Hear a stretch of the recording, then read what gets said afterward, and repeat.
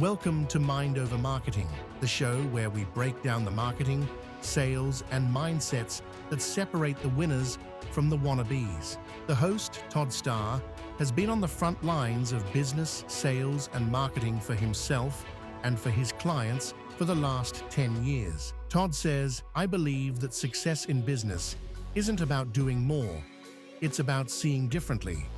So today, we're getting inside the mind of somebody who truly thinks differently.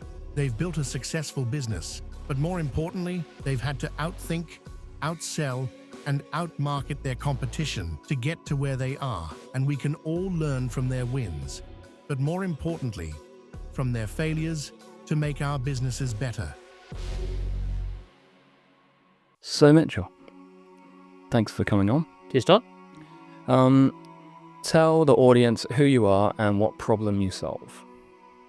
Well, I guess I'm an entrepreneur, but I am a business coach. And if a small business is stuck, struggling, overwhelmed, mostly wants to take their business to the next level, that's where I come in. Help them get unstuck, find the right strategies, systems to push them forward. Nice. In terms of marketing, if I gave you $20,000 now and you could spend it on anything you wanted to get yourself more customers and clients, and the risk was removed because it was a gifted money, what would you do with that money? Well, first of all, I would say it would be online as opposed to radio, TV, print, because I can measure those results. And with that kind of budget, I'd be wanting to get direct response marketing. I'd want to get those names and numbers of potentially interested people. So I want to push back on that. So tactically, how would you actually do that? What would that sales funnel or marketing funnel actually look like? Yeah, like I always hate the word marketing funnel because it makes it sound fancier than what it is. Someone said to me once about that they hate a lot of those sales and marketing terms because if you apply them to thinking about your mum, I don't want my mum to be closed. I don't want my mum to be like in a squeeze page in a funnel. Like it's kind of, as soon as you apply that to someone you really care about, it makes you rethink those terminologies. But sorry, I cut you off. Yeah, no worries. Look, well, first of all, like having that budget, there are a lot of people that don't have anywhere near that budget. Yeah. Or they like try just a teeny weeny dip in the ocean, and it doesn't bring any results. Yep. I think there's that cliche story or whatever it is where someone delivers a whole lot of pamphlets because their friend was trying to deliver a whole lot of pamphlets and they were getting great success. And they put out 500 pamphlets and the phone didn't ring. And then the friend goes, "Well, how'd you get on?" They said, "Didn't work." And they said, "Well, how many did you put out?" And they said, "Well, 500. And he's like, "What, a day?" Or it meaning that the other person was putting out 10,000, 20,000 pamphlets to get those kind of results.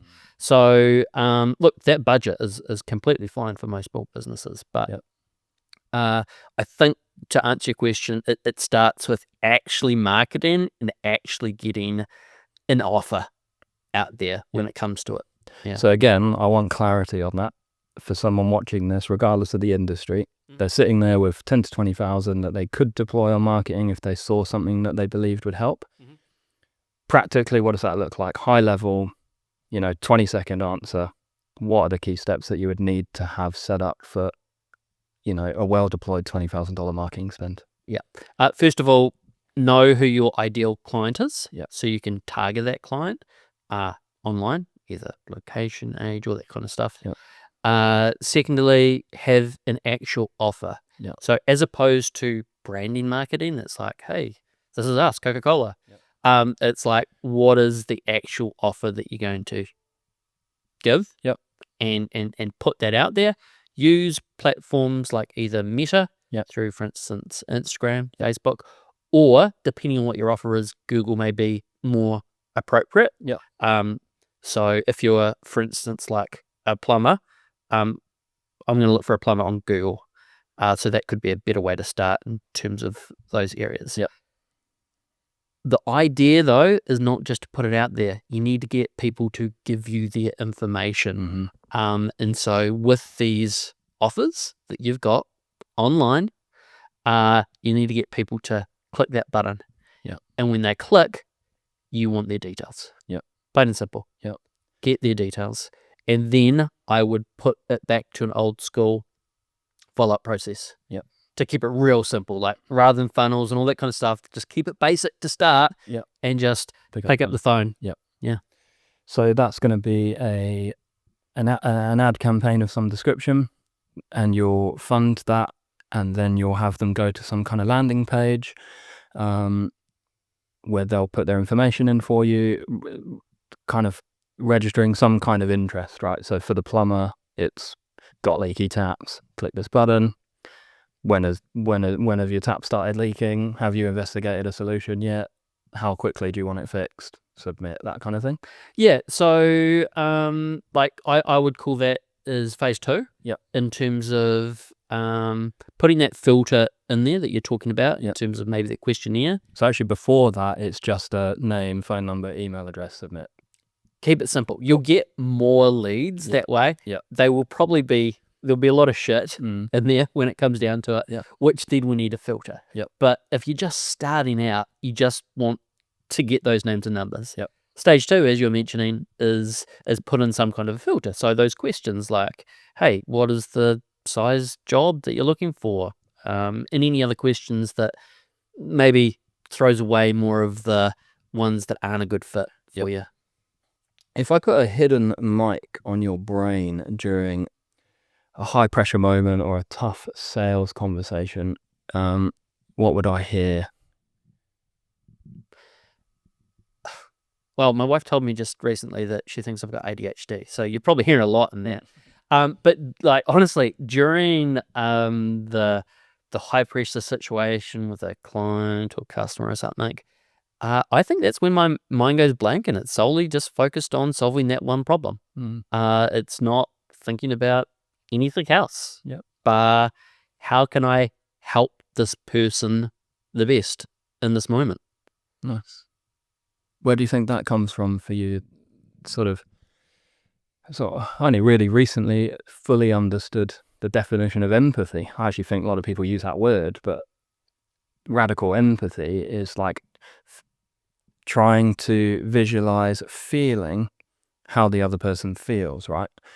Actually feeling it, not just like understanding that they must feel sad or they must feel down. Like you put yourself in their shoes and you actually feel it, which changes the whole perspective. So I wonder whether, you're dealing with people that, have a wide variety of different challenges, and some of them are like really important for them to fix, right? It's affecting their family, their livelihood. Like where does empathy come in to your business when you're talking to clients? Believe it or not, probably weekly. Dare I say it? Yeah, probably weekly. There's someone that I may be speaking to that is crying. Yeah. Just letting it out. I'm no psychologist or anything like that. And I guess in my home life, it's more probably say what I do rather than what I actually do myself. But it is just giving them space and listening. Yep. If it's that case. And if you do truly listen, then you will start to pause a bit before you speak. Yep. And maybe truly focus on maybe what the actual problem is, which is probably nothing to do with what you're talking about in the first place. Yep. Going back through all the businesses you've had, what is one piece of marketing that stands out in your memory as something that maybe was a bit risky or something that was a bit different for the time, that maybe other people even warned you against or said won't work, that you did anyway and it worked? Like what's something that you've done to get customers or promote one of your brands in a counterintuitive way that actually worked? Well, what comes to mind is what you helped me with, Todd, Mm. in terms of we were doing cinema advertising. Yeah. And this is when I was in real estate agent, hate me if you like, but that's what it was. And look, You were one of the good ones. yeah, well, cinema advertising, I saw this as a space where, like, out there in the rest of the areas that we needed to advertise, it had to be fairly professional. Mm. You know, whether it's wearing the suit or dressing nice, or, you know, it had to be professional. But the cinema I saw as entertainment. Mm. That's what it was. Mm. And so I thought, hey, we could, you know, make a statement there. Had plenty of ads. One that comes to mind, though, to answer that, it was a close-up shot of me. I'm answering the phone, saying, "Get my name out there. You know, Mitchell Wilson here. I can help sell your house. I just need to grab a piece of paper." And then the camera zooms out, and I'm actually sitting on the toilet, looking at the toilet paper as paper to use. So I thought that was great. It's memorable, a little bit funny, and because it was the cinema, completely fine to use it there. I was part of a franchise at that point of time, and somehow the head of the franchise got told of this ad, Mm. and that was pulled very quickly. We're not part on We're not brand. going to say who or... Oh yeah, no, it was Mike Pero. Yeah. You got a call from Mike Pero saying definitely not. Yeah. Well, I think he saw the funny side, Mm. but it was coming back to that professional stance. Mm. So here's the thing, though. Like, for where it was entertainment. They're at the cinemas. We don't need to be too serious. Yeah. Everywhere else was nice and serious. But I'll tell you what, I didn't go to the cinemas often, or the movies often, but I went to watch one movie and the ad played. I remember. I don't know whether it was that one or another ad, but when that ad played, I crouched down on my seat. I was a little bit embarrassed, I'll say.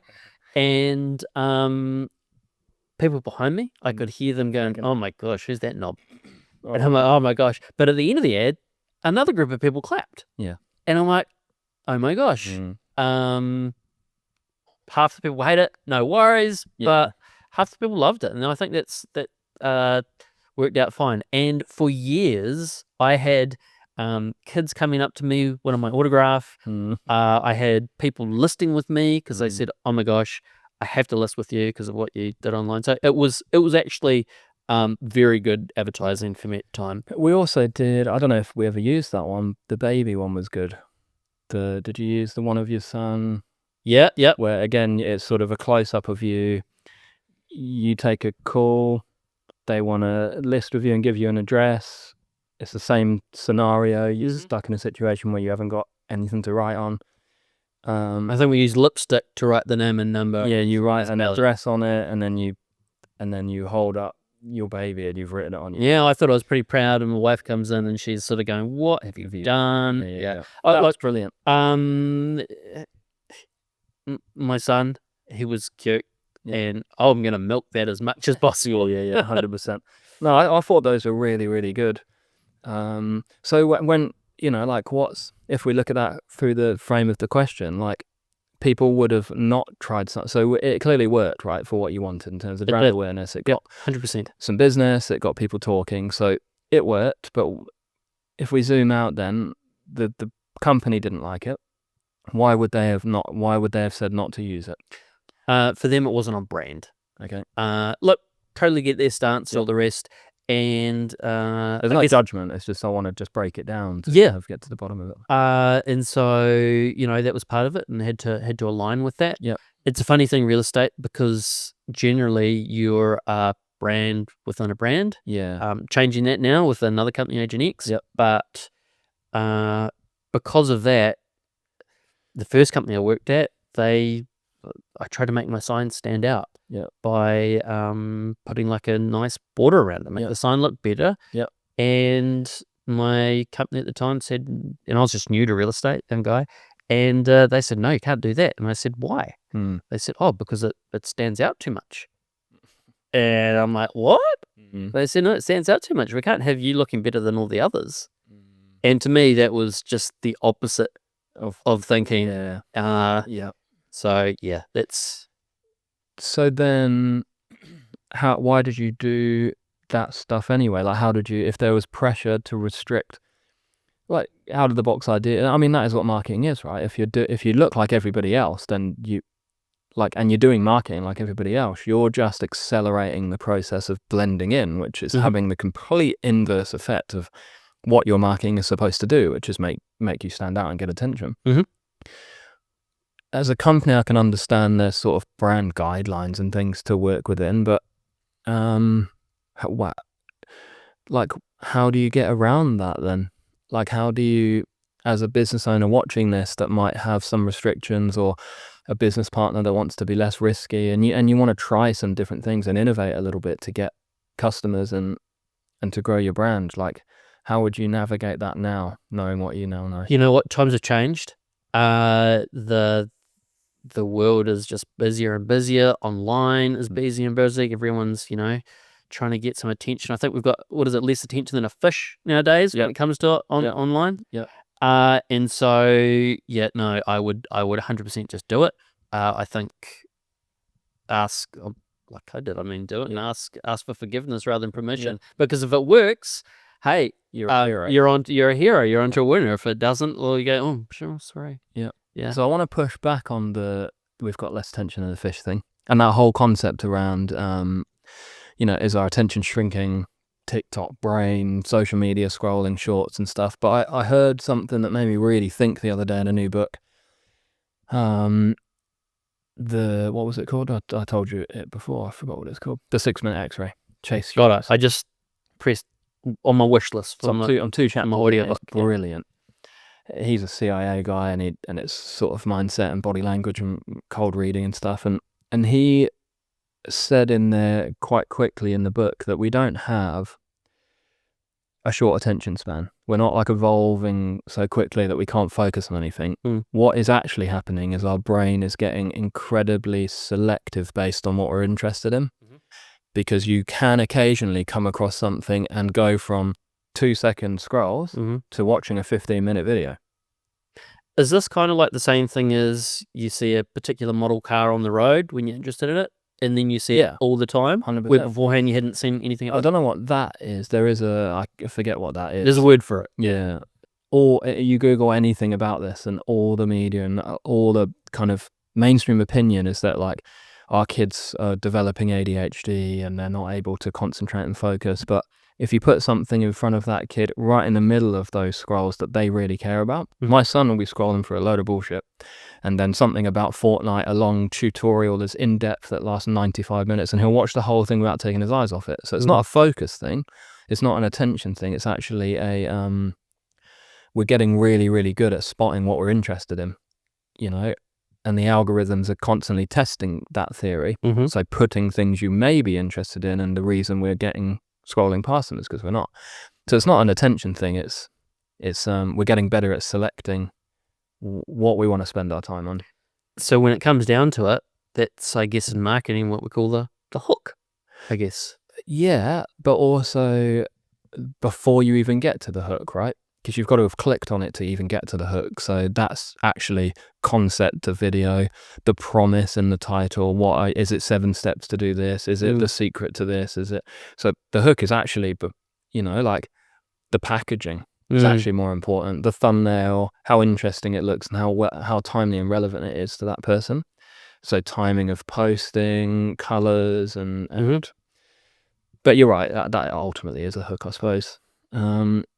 But yeah, so I think people are trying to make everything shorter and quicker and like more in your face and more Mr. Beast, but that isn't, I don't think that's the way for small businesses. And like, I think too many people try and go short because they think that's how it has to be. But if you're in front of the right person with the right message, if I'm thinking of selling my house with a stranger that's knocked on my door and they've got like several hours of videos and podcasts online, and I'm going to give them maybe 40, 50 grand and let them into my house and give them a key. And so I'm probably going to watch that if it's available. I'm not going to like just respond to a 15-second ad and be like, here's the keys to my house, come and go as you please, and take 50 grand when you sell it. If there's an option to invest time, I will. Yeah, I agree with you. And part of it, I guess, is why we're sitting here doing this podcast while I'm here. But I think it warms you up. Mm. So, like you said, you're no longer a stranger. Yeah. And whatever you're doing, you could be showing someone as a mechanic how to change a tire. Yeah. And if you're doing this and they're watching you, they start to trust you. Yeah. Or they at least may like you, otherwise they would have turned off. Yeah. And that in turn will slowly turn them into an eventual customer, would you say? Yeah, I would say. And I learned that principle from like an entrepreneur accelerator I did with a guy called Daniel Priestley, who's now blown up everywhere. He's on all the big podcasts, but I'd known about him for years. And on that, he talks about a concept called Dunbar's numbers, and he's turned that into a framework called 7-11-4, which is effectively bonding between human beings develops after these things have happened. So 7 hours of interaction over 11 different occasions in 4 different locations. Then you have like a bond where you'd be considered like close friends, where you've talked about a lot of things and you trust each other a lot. And obviously it's difficult for you to do 7 hours. We've got 10 times all of those, right? With the years we've known each other.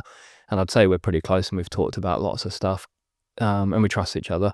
But I think you can accelerate that process online, right? If somebody sees they do 10 minutes on a podcast clip they see, and then they bump into you at an event somewhere and they recognize you and you chat a little bit there, and then they see some posts and they read some articles you've done, and then maybe you start talking to them directly on LinkedIn, and then you invite them on a podcast, and now you're starting to build up that time. And then maybe they have a podcast and they invite you on yours, and now you've got 2 hours together, and the barriers start to drop. You start to understand that person better, and you start to bond and build connections. So he talks about that process and how you need assets. You need leveraged media, published media assets to speed that up. And the very first litmus test to get onto their program is, do you have 7 hours worth of content someone could binge on you if they felt like it? If they saw your Coach Birds ad, could they go down a rabbit hole one evening if they wanted to and spend 7 hours watching stuff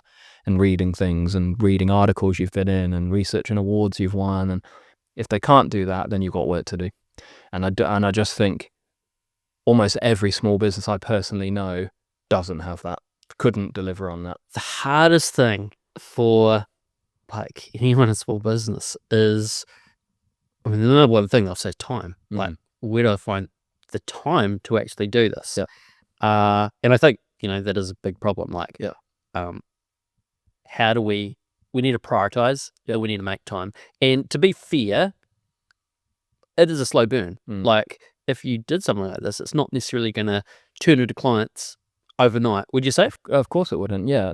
And the time is just a myth, really. Like, you could, if you wanted to, it's priorities, not time. Yeah. If you wanted to prioritize that and you believe that that would help, and that when you've ever bought something, you've done the same thing. So if you're going to buy a car, like, you don't just walk into a dealership and be like, sell me a car.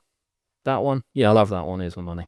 You have an idea of what you want. You research, you watch some videos, you get on a Top Gear and you see performance things, and you'll go and look at it a few times. You might test drive it. You might ask other people what they think. You might have a friend that's got one. You go and look at it. You invest that time into the purchase, right? And like, love it or hate him, Elon Musk, 100%. but the Tesla sales process, they cut out all those dealerships. You just buy the car online. 100%. But people watch hours of footage of Teslas doing crazy stuff and the self-driving, and they watch him talking about the production process. So you're racking up that 7-11-4 on the product, right? Same as you would be if you're hiring a plumber, or some things that's not going to apply so much. So this is really like more of a higher ticket thing where there's got to be real deep trust. So hiring me to do your marketing, probably good that I'm doing what I'm doing now and developing 7 hours of assets. Practicing what you preach. 100%, because it's a thing that is built on trust, right? You're not going to let me into your business and give me full access to your numbers and make suggestions and take your business in a direction without knowing me a bit and trusting me. So buying a wine on a shelf, you're not going to go and research that heavily. But so there's probably a cutoff in terms of the financial investment, but certainly real estate agents, builders, accountants, these are like pivotal decisions that if you get wrong are fucking really bad for you, and if you get right can change your life. So you should at least be in the position where people could invest significant time to get to know you in a way that doesn't. So to go back to the time thing, it's like if you don't have those things, you're spending that time anyway, because now you're doing like appraisals with people that might just be doing an appraisal with a real estate agent to like get to know them a bit. They know they want to sell, but they're not sure if it's going to be you or the other person that's coming on Thursday. Yep. So you're going to spend that time collectively anyway throughout your year, dicking around, fluffing about, just repeating the same year over and over again. You could, if you wanted to, take a week off or a weekend off, sacrifice that weekend with your family, and you could write several articles, you could self-produce podcasts, you could get on other people's podcasts, you could film some phone videos, you could write some blogs, and you could schedule all that up for next to no money in a weekend and have all of that running if you wanted to. So it's not a... There's no barriers to do this anymore. It's free, like it's completely free. Yeah. We're doing this, but I have a videography business, so I've got shit tons of equipment and 10 years experience. But you can go on Riverside and like make a really good video podcast with anyone in the world, and it's $19 a month. Or just pull your phone out, hit record. 100%. So it's not a time thing. That is an excuse for people that like you dig into that more, and it's I'm nervous to be on camera. And then you dig into that a bit more, and it's like, well, I don't really believe in what I'm selling. You know, I don't even know if I'm that good. And you dig into that a bit more. That's a belief thing. It starts at, I haven't got the time. But it's like, if you cared about it a lot, you'd find the time.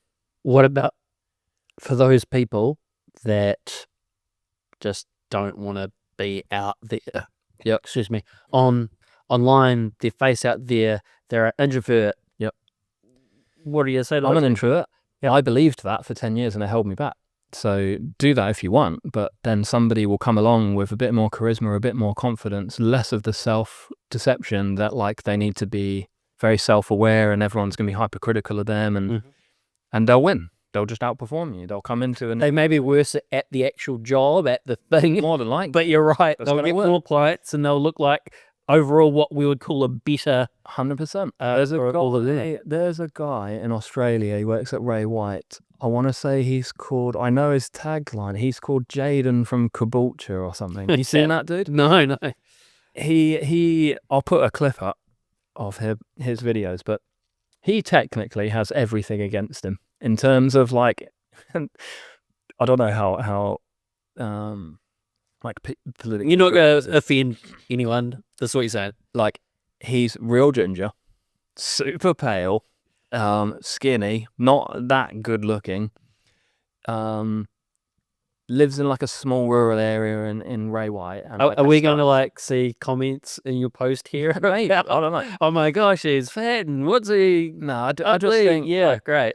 like, I've got all those same things, right? I've got fucking buck teeth and covered in tattoos and like dress weird, and like, so it's nothing personally against him, but if you just look at him on paper and say what you think an archetype of a successful real estate agent would be, like classic American car salesman, slick back hair, always in shape, nice watch, nice pinstripe suit, cool car, like if you just picture like $1 Million Real Estate or whatever these TV shows are, he is not that, right? He's the complete opposite of that.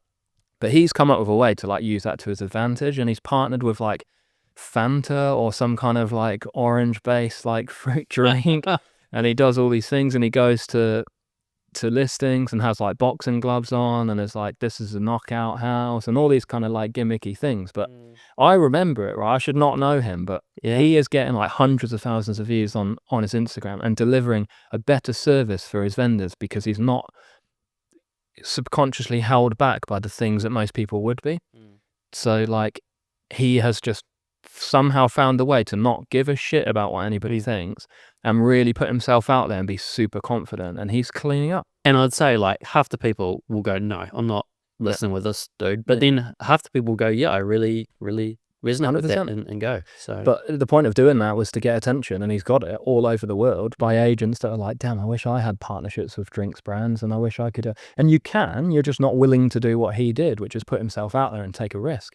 So I can't remember where we started with that, but I just think more, you were saying business owners that wouldn't that an introverted, Yeah. nervous, put themselves out there. I think it's just a mindset. Like, don't read any marketing books. Don't read any business books. Do not go to any seminars or courses or any of that shit. Read neuroscience books. Understand personality types. Recognize where your weaknesses come from, really. It's not, oh, you don't have time. It's not, I don't have budget. It's none of those things. It's like, get to the bottom of like who you actually are and why you're nervous to do those things. And see if you actually agree with yourself, or if you realize this is an irrational fear, I'm being delusional, nothing to be afraid of, I should have a go at this. And no, just do it.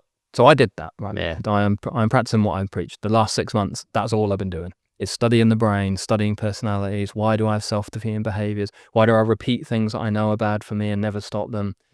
You know, why don't I take perfect opportunities that I know would help through imposter syndrome or fear of failure or lack of, you know, like confidence or whatever. So, and I've had massive breakthroughs, and now I'm sitting on a podcast recording an episode with you, and I was that guy we were just talking about for 10 years, and changing that should set me free from lots of the parts of the business that could have been better. Well, I will say congratulations and thank you for having me on your podcast. Last question then for you, Mitchell. I believe every business owner and every person that for this podcast, every business owner has an inner dialogue running in the background, like a script that they're running off. And sometimes that's a coach for themselves and it's motivating them, and sometimes that's an inner critic holding them back. What's the most damaging thing that you used to tell yourself in your life and your business that you think held you back? I'm not good enough. Yeah. When it comes down to it. And to be fair, I probably still think that no matter Yeah. how successful or not successful, I just do not feel that I've achieved anything. And that's the honest truth. So I need to knock that self out of me and be more proud and be thankful of what I have achieved. And I guess most importantly, I think more lately I have really thought about enjoying the journey along the way. Yeah. And that is so important, because I had like a successful exit from a company and multiple companies, and it was exciting on that very moment. And to be honest, then you maybe have a celebration dinner and then you wake up the next day. Something really changes. So yeah, I've heard that a lot. I've listened to lots of founder stories of big exits, and then they wake up the next day and like actually feel terrible. Like, my purpose was to build this thing, and I had a role in there, and I had relationships and staff and clients, and it was to get it to grow, and now I've sold it. It's like all my purpose basically that I've spent the last 10 years gone away. if you're an entrepreneur, the very next day you're thinking, what next? What can I do now? Yeah. And I got some money in the bank. So there we go. Cool. Well, thanks so much for coming on. Feel like valuable insights, and let's do another episode in the future. Yeah, thanks for having me. Love it. Mind over marketing, the podcast.